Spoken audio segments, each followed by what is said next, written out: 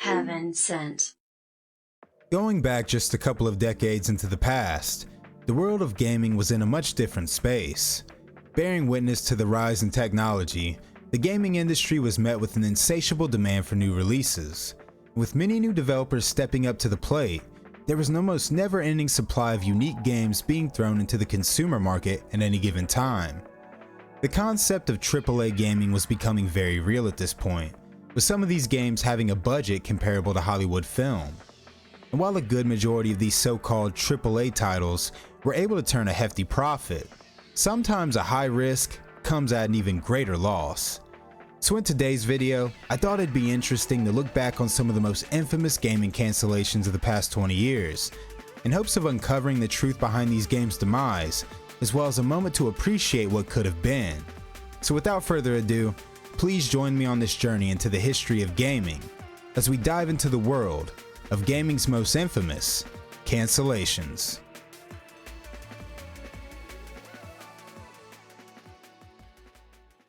The Starcraft series is one of critical acclaim, quickly rising in the ranks of real-time strategy, and eventually becoming one of the most celebrated esports titles of all time.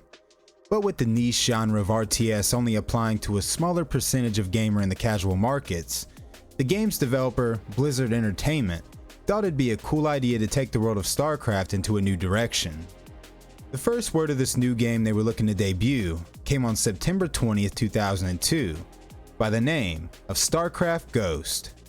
The game was set to be developed alongside Nihilistic Software, a company best known at the time for their works in Vampire the Masquerade.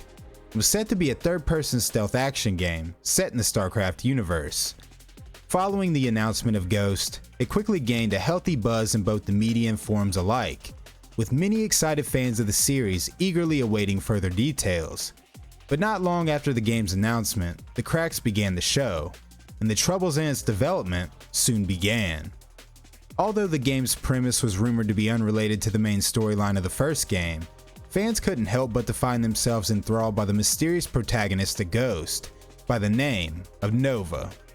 Nova is a psionic operative for the Terran Dominion, who's set to embark on a harrowing mission to uncover the secrets behind a project labeled Shadowblade. In these hidden truths, it was planned that Nova would find herself conflicted throughout the game's story, with a difficult choice between factions being expected in the final narrative. While the story itself sounded incredibly interesting, fans were most concerned about how the game would actually play. Being a far cry from the typical StarCraft formula, the first look at Ghost gameplay was released at E3 2005, and while it was already struggling in a 3-year limbo of delays and setbacks, this gameplay trailer was a sigh of relief for the many eager fans that were awaiting its arrival. Taking influence from a variety of successful games at its time, the combat and stealth in Ghost looked very promising. Making use of mechanics such as stealth kills and psionic power-ups, it gave the player a nice level of freedom on how to go about their mission. Not to mention, they were also looking to include a multiplayer mode, one that was said to be reminiscent of games such as Command & Conquer. And with these developments being shown at E3, Blizzard also came with a new release date, stating that Ghost would be hitting store shelves the following year. But as all of you watching this video probably already know, the release of this promising action shooter never came to be. So what happened? Well, first off, there was a lot of problems in development, with the original team at Nihilistic handing the project over to Swinging Ape Studios about 2 years after the game's initial development. Now, it's never a good thing for a project to switch hands halfway through its creation, especially when it's been plagued with multiple delays, and keeping in mind the fact that Ghost was set to release on the PlayStation 2, Xbox, and GameCube, the 2006 release date didn't bode well for consumers. The longer a game takes to develop, the closer it inches into a new console cycle. With the game being set for release in 2006 on 6th-gen platforms, it was already running the risk of being overshadowed by the recent release of the Xbox 360. Now, the game had already been in development for half a decade at this point, and for them to scrap everything and start over fresh for a 7th-gen release just didn't seem viable. Long story short, the constant delays and changes in development seemed to have been a nail in the coffin for the release of Ghost. Not to mention, the fact that Blizzard was basking in the success of their beloved MMO, World of Warcraft at this time, so for them to keep dumping so much money into a project with such poor management just wasn't realistic. While they may have had a great idea with Starcraft Ghost, it's sadly been left to dissipate in the irony of its aforementioned name, festering in the corridors of development hell and bringing a tear to the eyes of those who awaited its release. I certainly felt the burn of this one, as I remember being super stoked to read about in multiple issues of Game Informer back in the day. But much like the heartbreak of Ghost's painful demise, we've got a lot more projects to uncover in the development graveyard. And speaking of graveyard, the next game on our list is one that deals in the realms of the afterlife. So let's get ready to sharpen our teeth and block out the sun as we cover the legacy of Cain, Dead Son.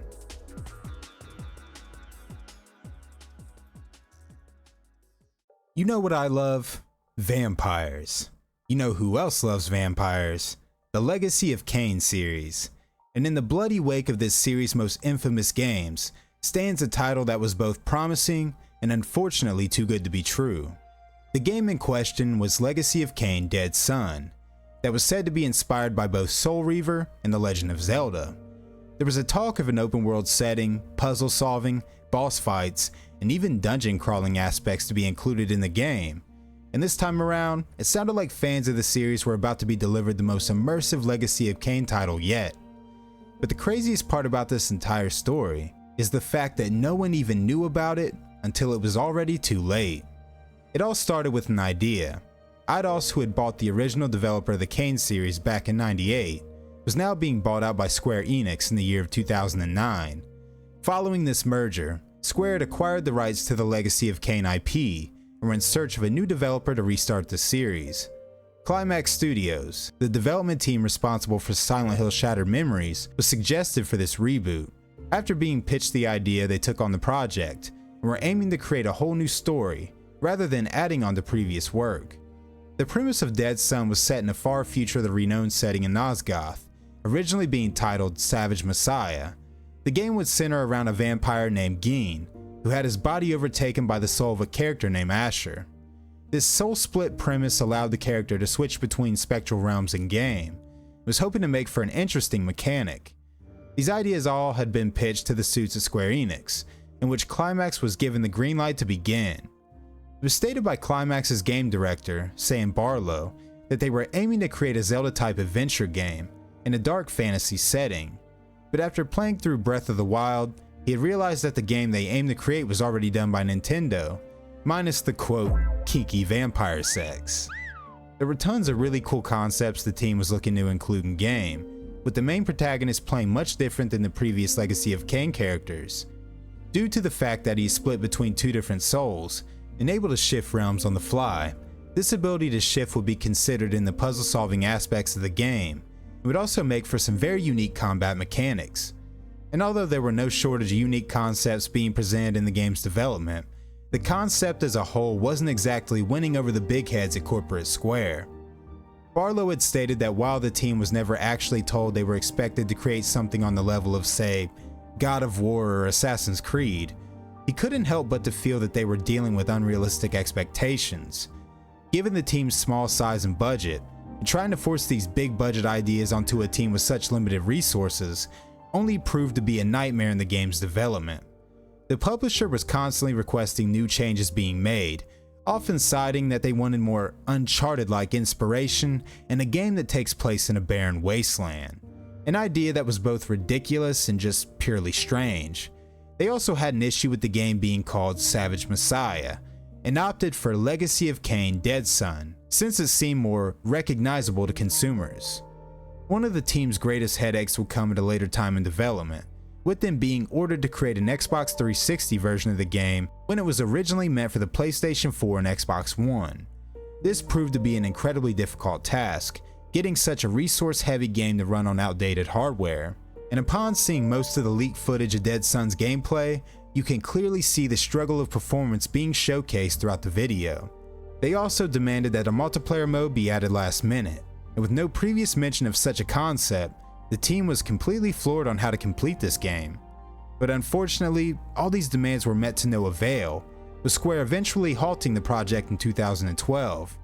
With the team at Climax having signed NDAs and no further info being leaked about it during its development, the life cycle of what could have been an amazing Legacy of Cain title went out with a shameful whimper.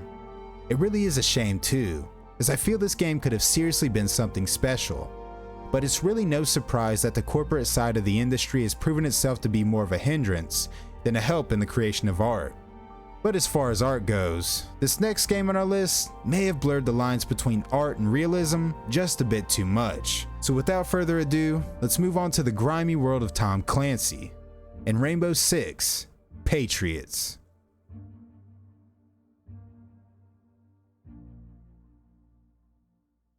When it comes to the cancellation of a major title, it usually boils down to a set of common factors. Whether it's an issue with project management, troublesome development, or a ridiculous amount of delays, most games that are cut short of a release date often fall in line with such problems.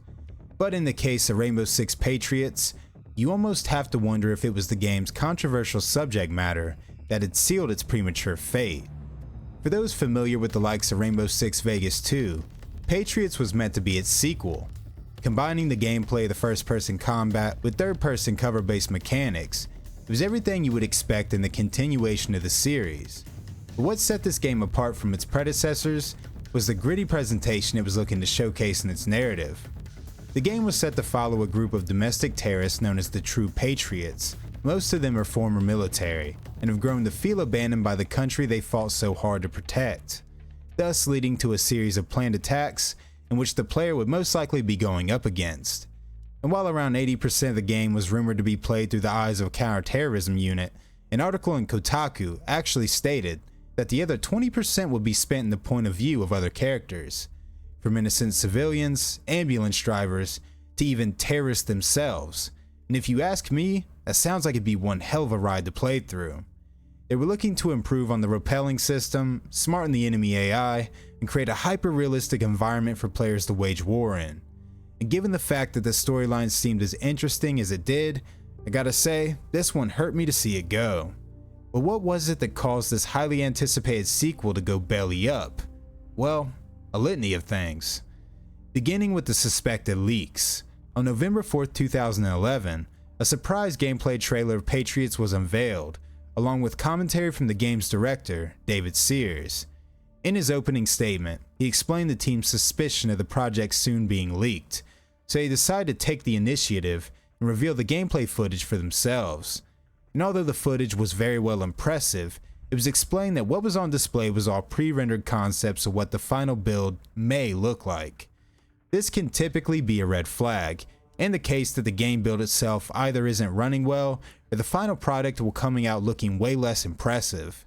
Either way, this was a somewhat jarring way to announce a game, and even though the concept itself was very interesting, it's hard to say how much it would have lined up with the finished build.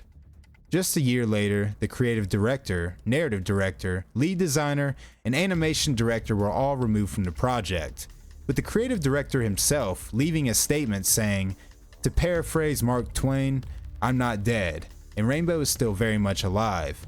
I've watched the forum comments, and one of the things that's really important for everyone to understand is senior management and the editorial group challenged me to create something plausible, relevant, and that touches on the current fears of the US citizens, to the point that I was almost surprised myself we were taking these creative risks. They are still behind it. I spent time working on it because I love it, but there comes a point where you give the vision to everybody and they embrace it and start telling me what the vision is now.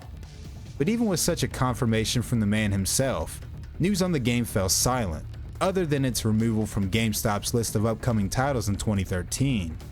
But later that same year, at E3, Ubisoft confirmed the game was still in development, and they were now prepping for release on the 8th gen of consoles, which became a developmental headache all on its own. The 2013 president of Ubisoft tried to explain the game's line of delays in an interview in which he stated, and I quote, "We had a core team. They had a good vision, they got started, and then the game wasn't working. So they had to start again." There's an editorial group in Ubisoft, a big group, very influential. If the game is not good enough, they say it's not good enough. Most of the time, the team will say, "Yeah, I know." But sometimes they want to continue in a direction where you say, "No, it's not going to work." Rainbow had to be remade. They're now going to have the benefit of the new consoles, if and when it comes out. And also, if the statement of if and when wasn't enough to shake your confidence in this game's release, the 2013 announcement of its cancellation was the final straw for all of its believers. It was found that the game was finally scrapped in regards to the beginning development of Rainbow Six Siege, and while they made it seem as though the game just wasn't working for whatever reason, I almost feel as if they were just too scared to let a game as real as this see a final release. We all know how far this once beloved company has fallen from their former glory, and if you ask me, it all began around the time that Patriots was said to be in development. So whether it really was just a case of troublesome devs or the unapproving criticisms of higher ups in the company, one thing's for sure is that Patriots was a game that had some serious promise to it, and is one that I'm sure would have dealt a considerable impact on the world of gaming.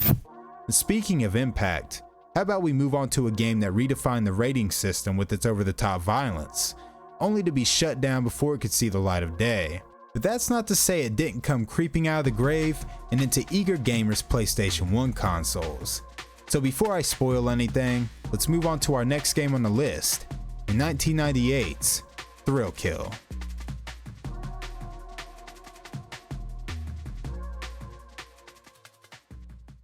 For old heads such as myself, I'm sure you all can remember the endless wave of violent video game controversies. From Mortal Kombat spawning the inception of the ESRB rating system, to the maniacal mayhem that was Carmageddon. There were plenty of concerned parents and eager patrons that gave these titles more than enough exposure due to their controversial appeal. And although plenty of these games were given a hard time from critics due to their subject matter, the likes of Thrill Kill on the original PlayStation became the first to be scrapped entirely. Thrill Kill began its development as a sports game titled Earth Monster, which essentially played as a violent version of basketball. The game's developer, Paradox Entertainment, were being pushed by their publisher Virgin Interactive to make the game even more violent. Instead, they scrapped the Earth Monster project to start work on a BDSM-themed fighting game. And upon its rumored development being spread into digital airwaves and publications alike, the public interest began to grow at a rapid pace. Virgin was more than happy with this shift, as they were banking on a controversy to help in boosting the game's sales. And boy, did that come back to slap them on the ass.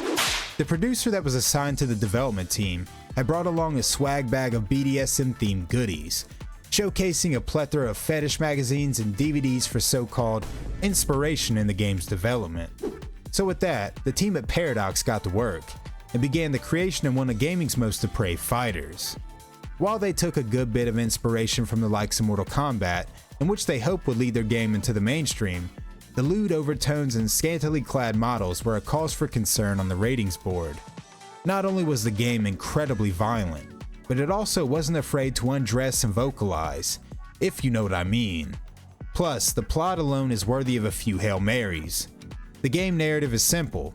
10 different characters have been sent to hell for a litany of diabolical reasons, in which they are now given the chance of returning to life if they compete in a fight to the death. Like I had stated, all the characters have a certain backstory element to them that influences their fighting style, such as Violet, the circus contortionist, who can make use of her contortion skills in combat, or Cletus, a cannibal who died from a tapeworm infection he had gotten from one of his victims. I know, real highbrow stuff, right? The colorful cast of characters, along with the ability of players to connect with up to 4 other opponents, was a first in the world of console gaming, and was shaping to be a knockout hit at frat houses across the globe.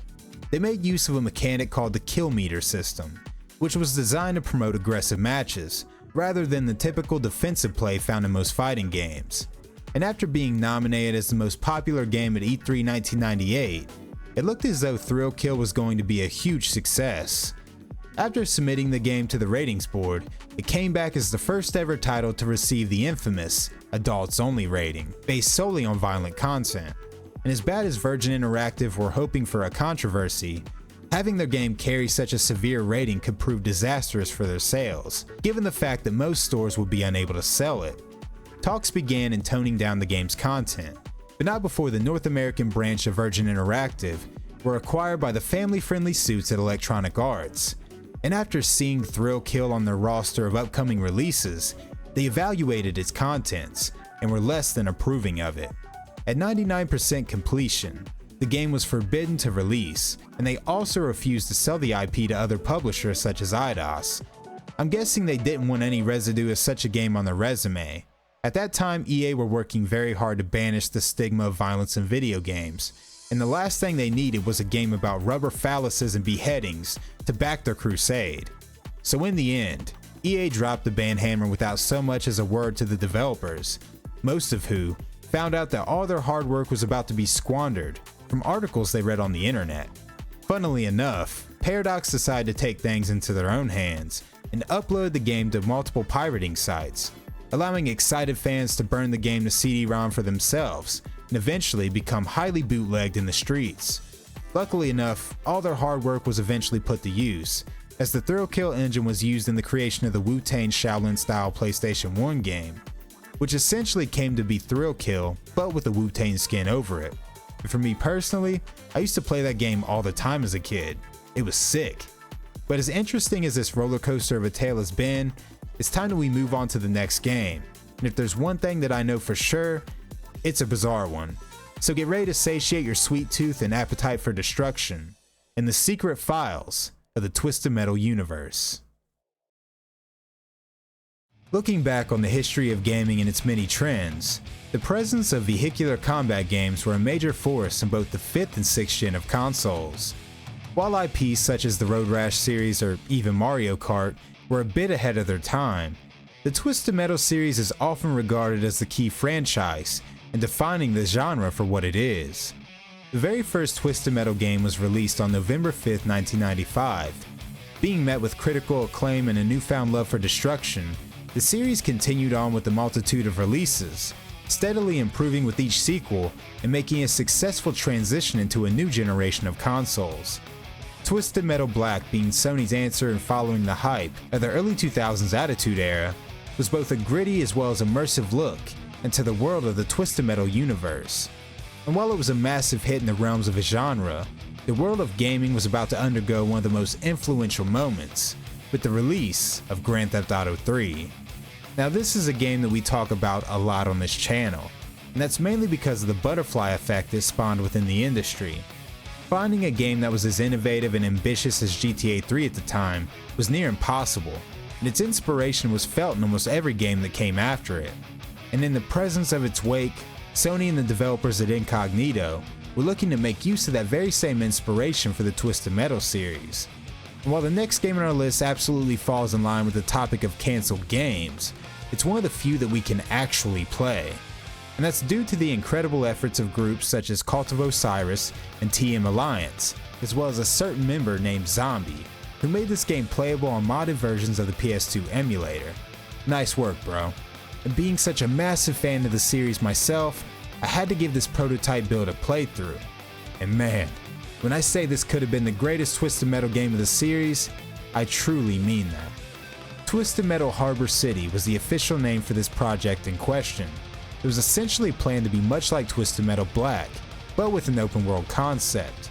While the game was initially thought to have been just another Twisted Metal game, according to reliable sources that had previously worked on the title, the whole basis of its cancellation was primarily due to higher-ups being concerned of its success in a post-GTA market, which led to talks of the project being scrapped. Devs took this information and decided to take the project in a new direction, which resulted in a multitude of GTA-inspired mechanics and changes to be made. Playing through the prototype version, I was able to get a first-hand look at this, and from what I can see, each map in the story mode was connected via a highway system, meaning you could seamlessly travel from one map to the next, all without the drab of loading screens or wait times. This was most likely their attempt at an open world concept, and it worked surprisingly well. I found it to make the game a lot more immersive, and it even opened up some options for exploring the stylish level design, which this time around is honestly some of my favorite work to be found in the series. It's much like the gritty level design that can be found in Twisted Metal Black, but it feels a bit more lively, with neon-soaked buildings, carefully crafted stadiums, and my personal favorite, a shopping mall, all being included throughout the game's massive map.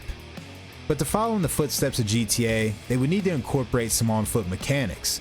I mean, since being able to transition from vehicle to sidewalk was such a crazy thing to people in GTA 3. The devs felt that they needed to somehow make this a part of their game, which is where the mission mode came into play. In mission mode, you play as an on-foot version of Sweet Tooth as he escapes a mental asylum, relocates his ice cream truck, and begins a murderous rampage across town. This part of the game is by far the most unpolished, and it's most likely due to this being a last-ditch effort for the devs to keep the game in production. And while I may be a bit unfair in saying it just feels senseless and unnecessary to include, I'm confident the devs felt the very same way. I mean, just watching Sweet Tooth run is making my eyes cross, and the combat system is worse than anything I've ever witnessed in terms of a beat-em-up. But I did get a chance to explore the game's mall on foot, which was a nice touch, being a virtual mall enthusiast myself. But who knows what could have become of it, if they were given the opportunity to actually finish it. Luckily enough, a large portion of the game's core elements are intact in this build, and I honestly found myself having an absolute blast playing through the story mode. So while it is sad that this could have been a game changer for the series, at least we get a chance to actually play it in some form, whereas most cancelled games never see the light of day. And while we're on the subject of GTA influence, how about we cover a game that was actually rumored to be a GTA sequel? Oh internet, you used to be so stupid. But anyways, prepare to count your days, 8 of them to be exact, as we cover one of gaming's most infamous cancellations.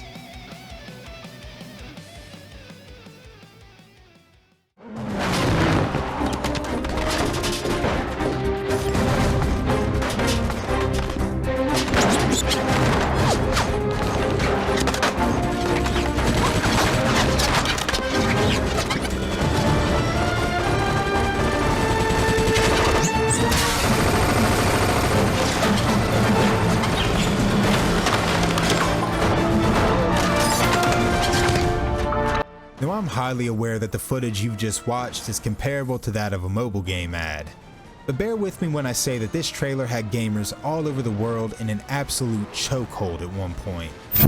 The hype had all began during the Sony press conference at E3 2005, in which they were showcasing the power of the PlayStation 3's cell chip, making use of mysterious in-game footage of a car being shot at and later exploding, which meant to showcase the powerful physics and visuals of the console. But what people seemed to be questioning the most was if they were watching footage of the latest Grand Theft Auto or not. But many people jumped the gun, with a litany of screenshots and clips from the presentation being cast around the gaming forum wasteland, and of course, were blown away by its impressive visuals and somewhat lifelike gameplay. While many were enthralled at the sight of this game, a good majority were also very skeptical of its authenticity. Things just seemed unnatural upon viewing the trailer, and it honestly reminded me of that GTA Pepsi commercial from back of the day. But that's not to say that the world was ready to dismiss it just yet, as it would have surely been a technical feat for gaming in the case that it was actually real. While the authenticity of said footage still remains a mystery to this day, what was it that caused such a game of promise to be cancelled? Well, first off, let's cover its premise. The narrative of the game was planned to span over the course of 8 days, in 8 different states, which was speculated to involve the largest open world map in gaming at that time. This was later debunked in an interview with software engineer Mon Orstrom, who had stated the game was actually meant to be a linear action game with set pieces found within each level. It was also speculated that 2 characters that are seen in most of the game's trailers and footage would be playable, but whether or not they would be interchangeable on the fly or have their own set storyline was still a mystery. The game was also said to feature an in-game clock, meaning the player's time would affect the in-game time as well.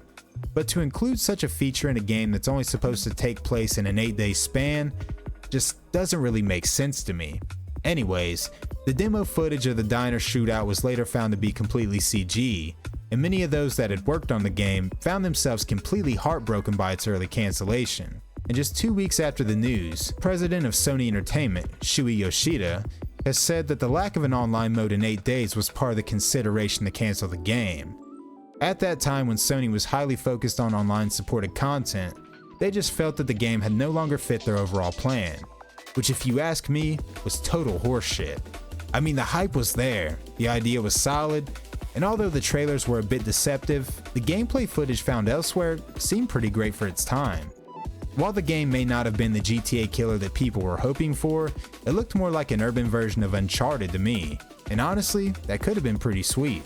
But all that aside, it was shelved prematurely and without a fair chance, much like a majority of these great titles we've talked about. But for this next game on our list, it's to actually share the same fate as some of these other games is honestly mind-boggling. So without any further rambling, let's move on to arguably the most heartbreaking cancellation in gaming history, and the tragic tale of Silent Hills, also known as PT.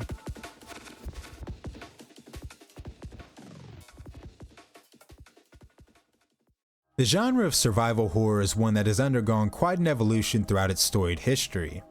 From text-based thrillers to tank controls and item management, it's a formula that can be found in many different forms.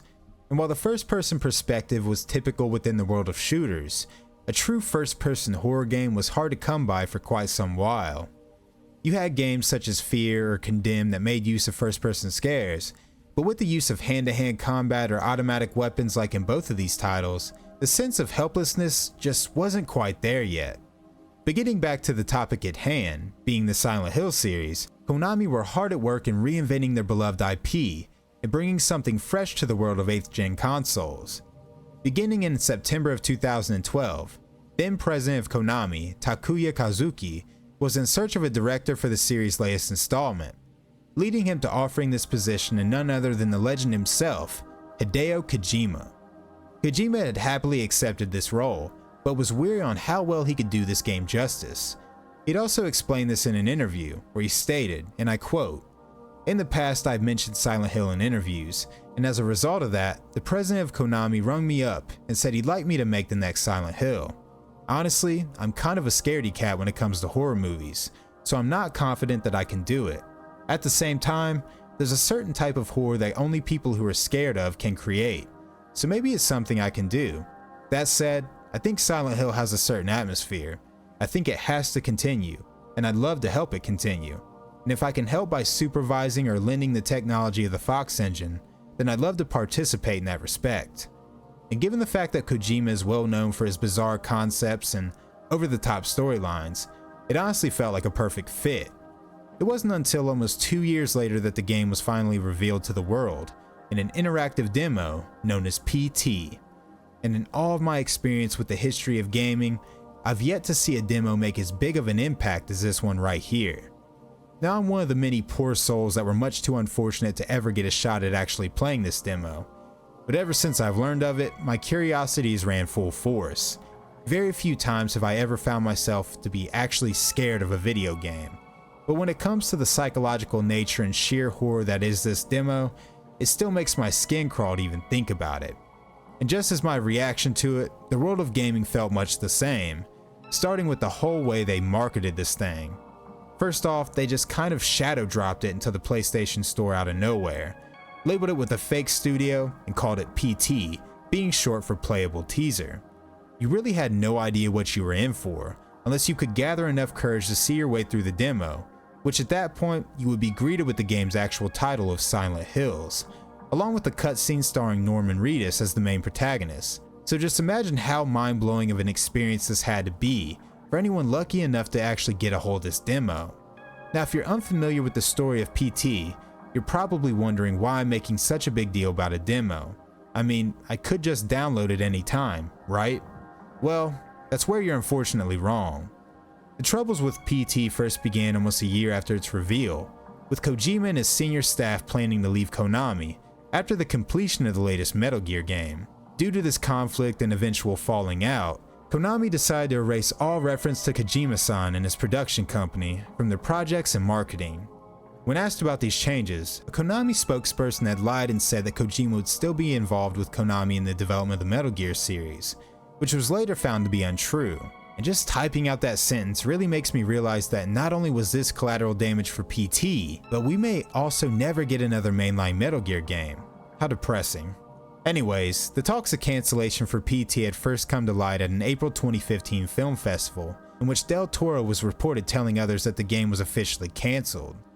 The next day, Norman Reedus, the game's supposed protagonist, took to Twitter confirming these reports, and on that very same day, the PT demo was pulled from the PlayStation Store, never to be seen again. Now this news made quite a shockwave within the gaming community, given the fact that so many people saw the overwhelming amount of potential this game had had. A petition was created on change.org, pushing for Konami to continue the game's development. Despite receiving almost 200,000 signatures and Lord knows how many hateful emails, it still wasn't enough for them to continue on the development of this supposed horror masterpiece. For me personally, this one definitely hits the hardest, and I still legitimately lose sleep over the fact that I never downloaded the demo while it was still available. Fortunately for you all out there who had previously had the game on your PSN account, there's still a way to recover it so that you can play it once again. But for people like me, I'm all out of luck. But that's okay. I still like to think that I'll one day find a way to experience this masterpiece and get to experience a little taste of what could have been a Hideo Kojima classic. But enough of me wallowing in self-pity, as our next game calls for plenty of it. So prepare your lucky trousers and get ready to cash in your chips, because we're going to Vegas, baby.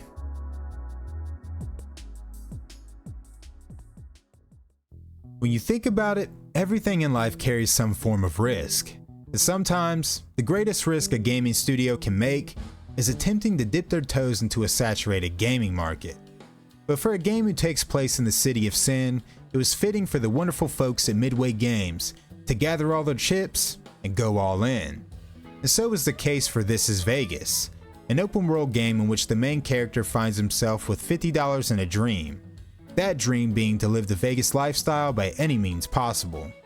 So whether it's bartending, street racing, or some good old-fashioned gambling, this game was meant to be the one-stop shop for all your degenerate needs. And while it looked more like a mix between the Yakuza games and Saints Row, it honestly seemed like a pretty original concept for its time. The production of This Is Vegas was being handled by Midway Games, the same infamous edgelords who were responsible in gifting us such games such as The Suffering and Narc, as well as the talented team at Surreal Software, being in charge of development. They first began looking for programmers and such in an IGN article posted back in 2006, but considering this game wasn't cancelled until half a decade later, it goes to show how big of a loss this game actually was. But before we jump the gun, what really happened? Well, after the reveal of This Is Vegas at E3 2008, the reception was a bit mixed. While some felt its Grand Theft Auto-esque qualities were far too late in the trend cycle, others were excited for an opportunity to explore virtual Vegas and hopefully live their gambling fantasies. But as you can imagine, taking this kind of idea and building a competent story around it wouldn't be easy, especially with the development team struggling to meet a middle ground on ideas. An article from thegamer.com was written in regards to this scenario, in which it stated, even though the conceptual foundation of This Is Vegas eventually got laid out, there was never quite a satisfactory level of consensus among the devs around how the game would portray its dark humor and overall tone. For example, some felt the game's gun-based violence was too much of a jarring juxtaposition to the more lighthearted vibe that prevailed elsewhere. Others thought it fitted perfectly within the game's extravagant landscape. Naturally, this set things off on the wrong foot. And not to mention, they were also battling with the game's engine. At that time, the Unreal 3 engine was in its infancy. It was nowhere near capable of handling massive open worlds in its current state.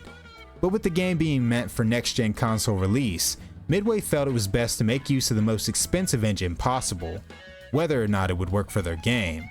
This proved to be their biggest mistake, as it caused the game's progress to be dramatically slowed. With an estimated $250,000 being spent per month on development, they were racking up quite the bar tab. Despite all obstacles in their path, the team continued working diligently, and the game was still planned for release. But with Midway reportedly being devoid of a profitable game in over 8 years, they were completely hemorrhaging money, with some reports indicating that they had lost over $250 million between 2005 and 2008. And after their primary shareholder decided to give up his shares, their slippery slope to bankruptcy was now on a fast track. Midway was eventually sold and handed over to Warner Brothers in 2009, and despite the game nearing completion at that point, they felt that enough was enough. Over $60 million had been spent on the project in a sum of almost 5 years, and while it seemed ambitious in concept, WB just felt that it had no place in the market, thus ending the project and spilling its copious amounts of blood, sweat, and tears.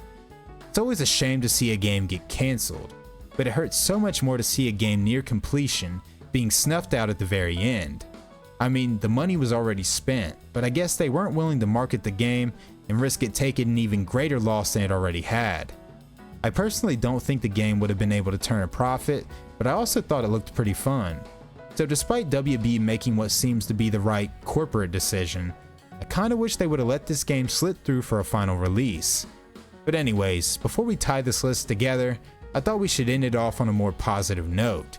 And while this last tale does include a real game cancellation, it's also an Easter egg in one of my favorite comedy films of all time. So without further ado, let's get ready to roll one up and head to Grandma's house.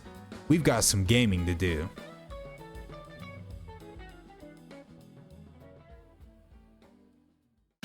As I've mentioned in many previous videos on this channel, I'm a massive fan of the movie Grandma's Boy.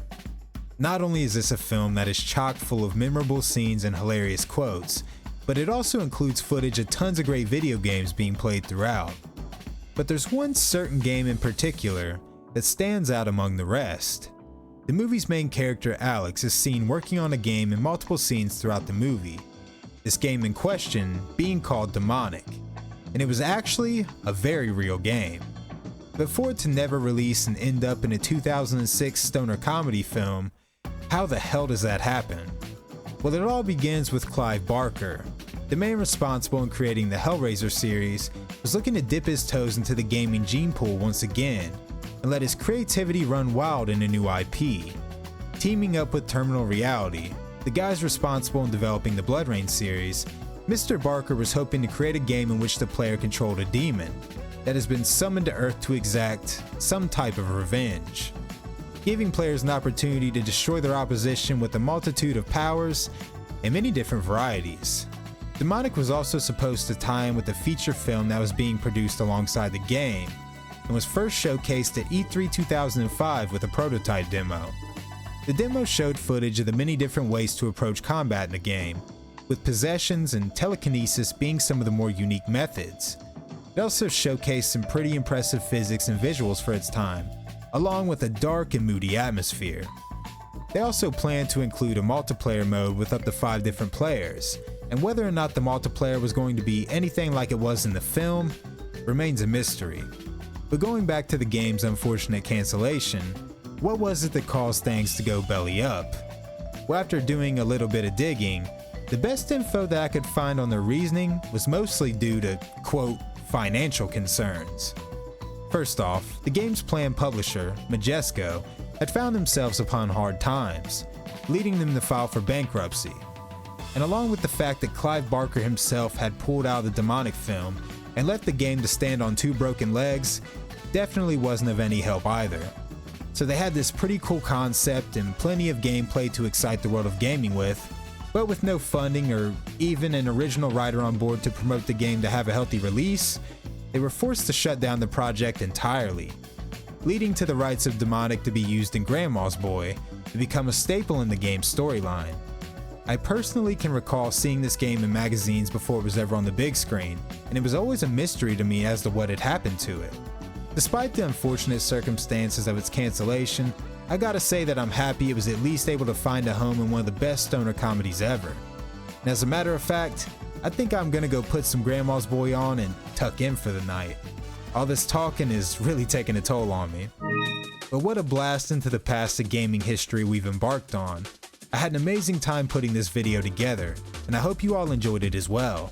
But before we go, I want to give a shout out to my supporters on Patreon, that being Niku, Nicole, and AJ's Place.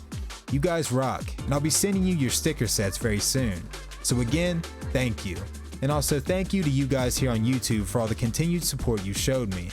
Having such an amazing community of people with a passion for gaming like myself is nothing short of a blessing. And I can't tell you all enough how much that it means to me. But until next time, take care you guys, and I hope to see you all in the next video. Stay safe, stay blessed, and stay positive. Peace out.